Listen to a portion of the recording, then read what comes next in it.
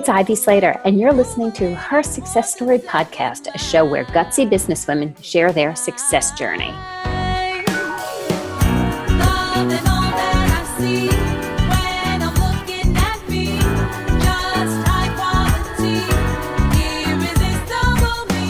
Hello, this is Ivy Slater.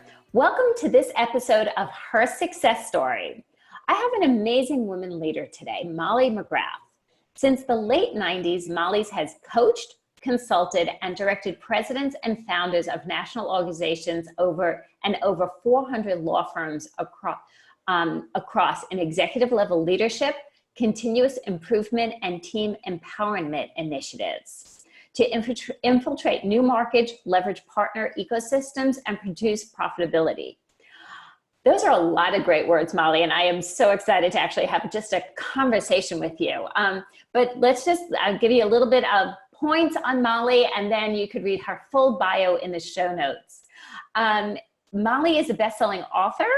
She has published Speaking to Your Truth, Courageous Stories from Inspired Women. Molly, as I've gotten to know her, is a woman who just gets stuff done on the big scale, and I respect that enormously. So thank you for joining me here. Just so you guys know, Molly and I connected through a client, an attorney. We knew mutual people in common, and I'm bringing this out because I'm a huge proponent is that your greatest success is in the relationships we cultivate. And so, Molly, thank you for cultivating a relationship with me here today and joining me. Oh, thank you for having me. I'm completely honored. So tell me, how did you get started in this? Where did you get started? I know you've been doing this for about 20 years, but I always think, when we're growing up, I wanted to be a dancer. My son wanted to be a garbage man. We wanted to be, fire chiefs and many things. Where did this come from? Oh, I love this question. It always causes me enormous power of the pause to really dig deep and reflect back on how I got where I am today, and immense gratitude for my journey. I started out as what I would say a legal assistant in a national organization back in 1997. And they had attorneys from all over the country, and I was there as a support person. And they brought in a national coach. That back then in 1997, coaching wasn't even a street term, especially in the legal industry. They brought the coach in, and I was assigned to be his practice advisor, support him in building this program. And I will never forget when we had our first national coaching program. We had about 177 attorneys from all over the country back in Minnesota, I believe it was, and just hearing the mindset piece, hearing about motivation, hearing about owning your truth. I knew in that very moment that I was in the exact place that I needed to be. And that was my launch pad from really moving from a place from business administration into a place of empowerment. And when people weren't even using that terminology, and coaching and motivation and really managing your mindset, owning your truth, getting really anchored into your why. And that's how I got started, was being in the room as a support person from a coaching environment and just being very present, deeply curious, and applying the strategies that we were teaching to the attorneys into my life, which really was the springboard for starting my company, Hiring and Empowering Solutions, which by and large is very, very mission and passion driven into empowerment and creating what we call intrapreneurs in an entrepreneur's world. So first of all, I had no idea in 06 and 07 what coaching was, let alone in 97. Mm-hmm. So that's impressive in and of itself, I must say. And boy, are you fortunate to have been exposed so early. Indeed. And I tell you, being exposed is one thing. There were many other support team members. These attorneys would shut down their law firm, bring their staff an amazing gift and honor to be in the room. And everybody was exposed to it, but such a small percentage were really present and took a deep commitment to embodying it into their lives. Nice. So you went from exposure Mm. to 20 miles an hour ahead. So what were the next steps in developing what you have going today? Yes. So it was a coaching program designed for attorneys for the most part, and their staff or employees, I'll use for a lack of a better term, were the beneficiaries of the coaching. And through that, my partner Lainey and I were seeing that there was no place for employees to get coaching, to work on their mindset, et cetera. So having the courage to say, hey, can we start what back then what we called a key assistant training program, which now we call the Team Empowerment Academy? Can we start this and start to take these employees and put them in the room next door to the attorneys and teach them how to find their voice, how to use their voice even when they're shaking in their boots and they're afraid to speak up and provide insight and or ideas, etc. Teach them how to have honest, well, respectful conversations and really own their own power. And so having the courage to do that, we took the team into a separate room. And I can tell you, from that day on, everything in my world has absolutely changed because I found my truth in that room and being among peers, but also being their leader with my partner. And when the team would come out of the room, there was such proof of concept from day one. We were getting phone calls from the attorneys before they were even off the airplane saying, I don't know what you said and did to them in that room, but keep doing it. And can I send the rest of my staff to you? How do we clone exactly what you and Lainey are doing and what you've learned from having a national coach as your quote unquote boss? How can we just infiltrate this into our business? It's a beautiful thing because what you're doing is you're getting the high level leaders who are being coached more and more today and getting them to recognize the impact of how this trickles down into the entire culture when middle management and younger management are exposed. Mm. Yes, absolutely.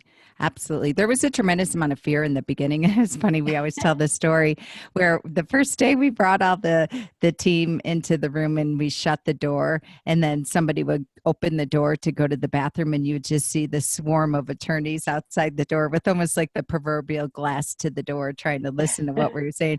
They're so afraid that we were going to teach them to become so powerful that they'd walk out demanding raises and promotions and all this other stuff, which it couldn't be further from the truth. We were teaching them how to protect their attorney's time and confidence and calendar.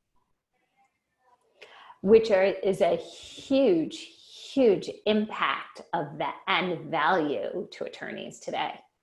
Oh, absolutely. It's fascinating to me now being a business owner and still coaching and working with business owners and employees as well, is as employees, they believe that entrepreneurs and business owners have all the answers. You have to own a business, and silently, and I'll speak for myself as a business owner, you're just wishing that somebody would come to you with proposed solutions versus constant problems. You don't have all the answers, and you hire people, and ideally you're hiring people that are just as good as you, if not better, in their craft and their role and their skill set, and they're coming to you with some solutions and ideas and taking the pressure off of you.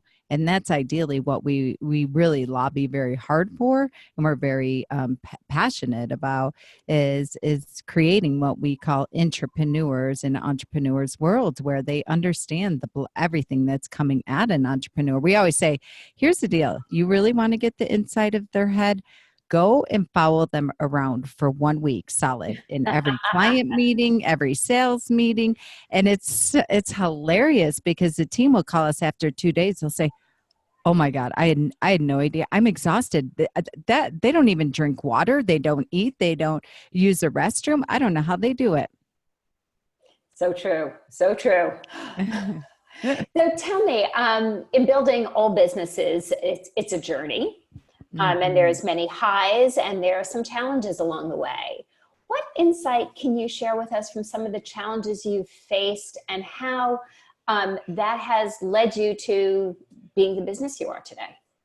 Oh, I love that question. I think some of the biggest challenges that I've have faced is dealing with clients, I would say, by and large, and just not becoming what I always say a sacrificial lamb. As small business owners, sometimes when you get hired, you feel like you have to over deliver and constantly be performing and giving and giving and giving, going to that old saying of the client's always right, which I do believe in that. And I absolutely believe in white glove customer service. But I think the biggest challenge for me was getting really, really clear on my boundaries and standards first and foremost, and anchoring into them and being unrelenting with them for the most part by myself. A lot of times I would find some of the biggest challenges when I really get honest with myself and look at them and unpack them. It's not that the client was being challenging or that they had unrealistic expectations. It was that I didn't come to the table with upfront expectations, communications, outlining how we're going to work, what my expectations are of them as a client, and what they can expect from us, myself, my team, my business, and constantly reiterating them and re-anchoring to them, especially when things do go wrong to some degree, or missed expectations, or we have to have a realignment conversation. That was my biggest challenge since starting my business, is really getting clear on my standards and expectations so I could run my business and be able to communicate with the clients up front, and re-anchoring them, not from a place of using it as a weapon, but just reminding them of what our rules of engagement were and are, eh, um, along the way and throughout the process, and over communicating with them so it never gets to a place of, what have you done for me, so to speak. Mm. And the flip side of this is we learn so much, especially if we're willing to look at the successes. So, what are some of those learning lessons?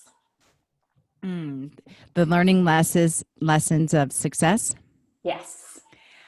I think the greatest learning lesson for success is that never take it for granted and or feel like you've quote unquote arrived so you can take a break, meaning that your phone's finally ringing. You start having ideal clients that are coming in that you just deeply, deeply enjoy, and they're so grateful for the service that you provide, and your business starts to create consistent results. And I think too often we stop with relationship building by and large. I don't even want to say marketing or sales or anything of that nature, but very much like how you and I met, Ivy, of just really making certain that you have dedicated time to relationship building. I listened to a podcast I really enjoyed with one of your clients.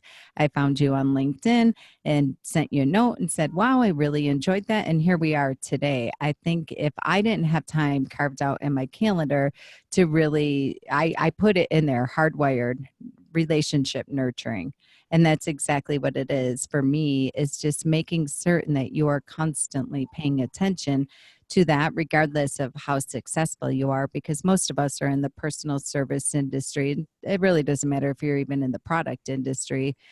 Relationships will withstand the test of time, number one, and really the greatest way to build your business, in addition to keep you anchored into why you're doing what you're doing, because there's nothing better. You always learn when you meet other people. I think relationships is truly the golden goose of business success and underrated. Mm. I think people are take relationships as yeah.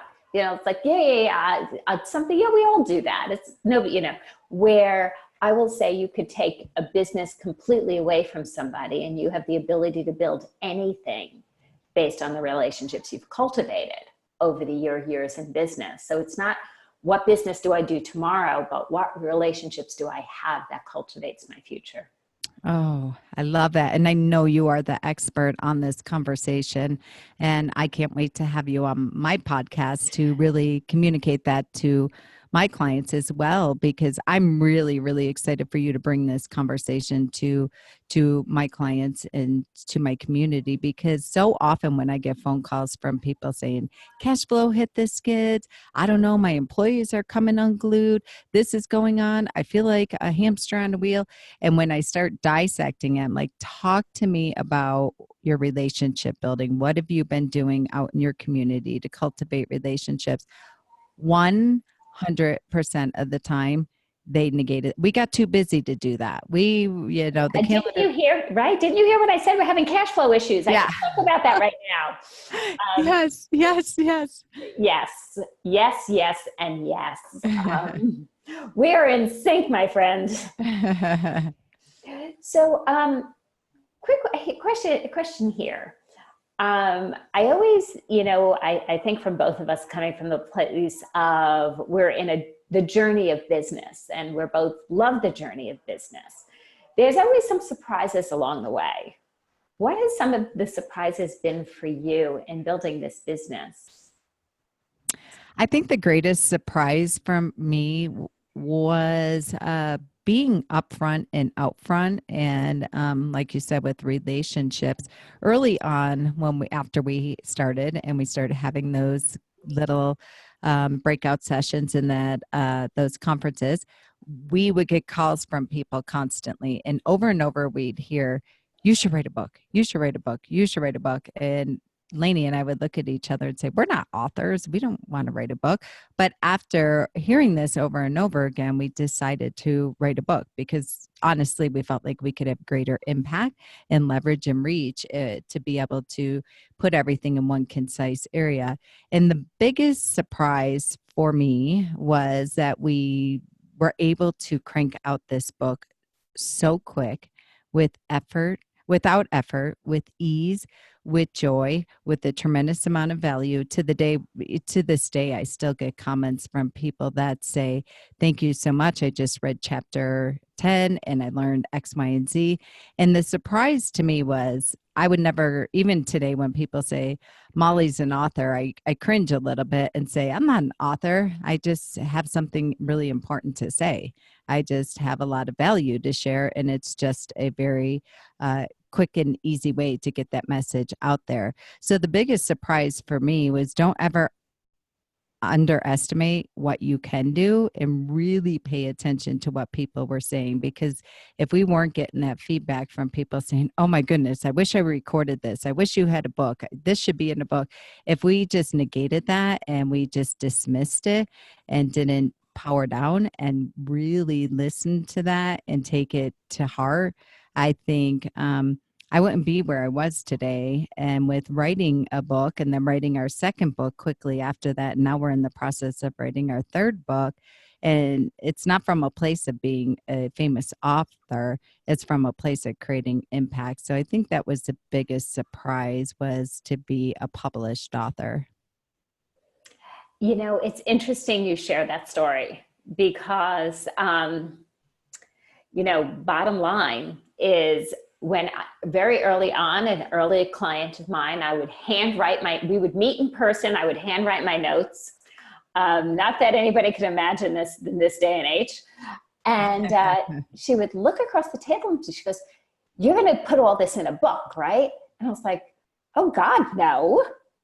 And she's like, no, you really have to do that. And I was like, no, I'm not a writer, I'm not an author. And to your point, when the message is stronger than us taking a stand in the title, we have the ability to make a great impact. Oh, absolutely. And I love that you're sharing that. And because I think there's value for all of us. We sometimes can get intimidated by the titles, or that's not really me, or that's not what I was meant to do. I was meant to do this. And so let go of what's on top of the page, so to speak, and get into the meat and potatoes there. Mm. So tell me a little bit about what you're doing today and what your company looks like now. Because it's been 20 years, there's evolution in 20 years. Absolutely. I think we've changed the name of the company 3 times. It started out with Yes Chick, which is the name of our book. Then we changed it to the Ultimate Smart Solution. And now it's Hiring and Empowering Solutions, which it has been for about 7, 8 years now. And that's absolutely what we do and who we are. So we have one side of our business where we do flat fee retained search, which is employee placement, anywhere from C-level positions down to a receptionist. And that's one of my proudest areas of our business, because we hire people from a place of knowing what the entrepreneur is up against. They don't typically have an enormous budget that they could just hire anyone and throw them on their payroll and not expect anything but excellence from them. So we have very methodical mindset, emotional intelligence, hiring process versus a traditional way of hiring from the resume. And the second piece of our business is our coaching and consulting side of it, where we have our Team Empowerment Academy and really teaching employees how to think and act like a leader. Leading leaders is our tagline for that.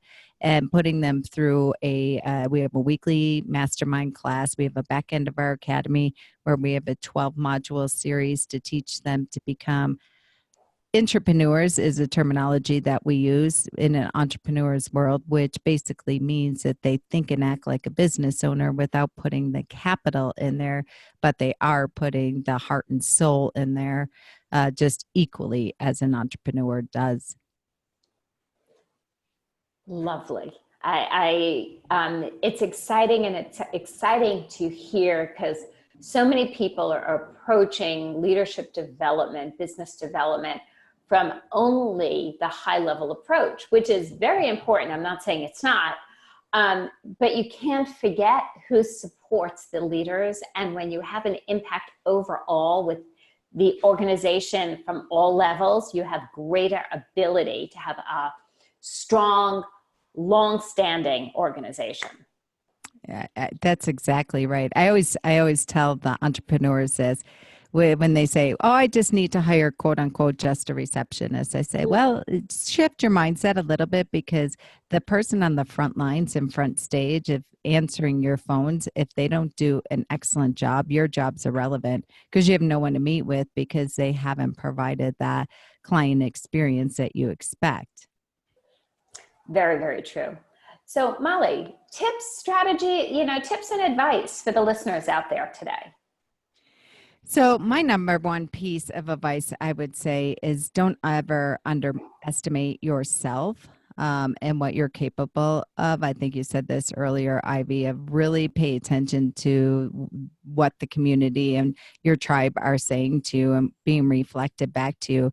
A lot of people negate compliments. We're all typically a little hard on ourselves. I always say there's no one harder in the world on me than me. And give yourself a break a little bit and pay attention to what people are saying to you. Whiteboard them. Somebody sends you a compliment, they send you an email, they send you a text, whatever it is, don't gloss over it and really pay attention.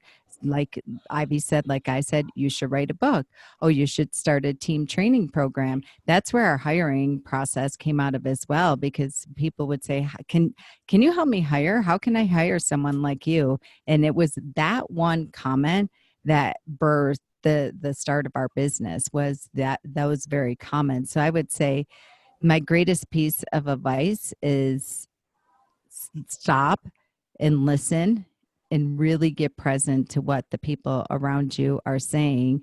And if you're not getting any feedback, then what I would say is create a world where you can get feedback, where you can ask people some really powerful questions. What do you think my unique ability is? What do you, whether you're getting testimonials from your clients or you're sending out surveys or the people around you, really ask them, what do you see my greatest gifts and talents are? Love it. And, taking that moment, that pause and saying, what are my greatest gifts and talents? And how can I work with this? How could this be an asset to others? How this can be a service to others? Oh, yes. Always, if it's not of, I believe, if it's not of service to others, that's when people typically experience burnout. Well, Molly, thank you so much for joining me here today on Her Success Story. Oh, thank you for having me. It was an absolute privilege.